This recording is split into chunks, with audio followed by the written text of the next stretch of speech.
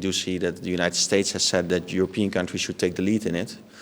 And if you look at the current European countries that are taking the lead in this, I think it's very hard with that group to fund 60 billion a year. That means that either that small group would need to even further increase their spending that's already taking place, or other countries that are now spending relatively less should step up their efforts, but they haven't done this over the last year.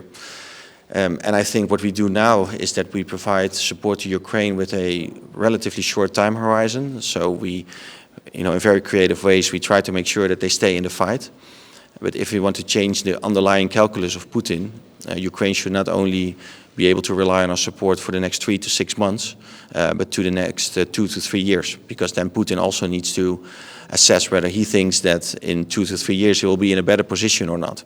And if we on the one hand give Ukraine the military aid that they need, and on the other hand we increase pressure on Russia by sanctions and by giving Ukraine deep strike capabilities, then maybe Putin's calculus might change. No, it's extremely important, because what you do see in the beginning of the large-scale invasion, most of the military support we gave was from our inventory, from our stock.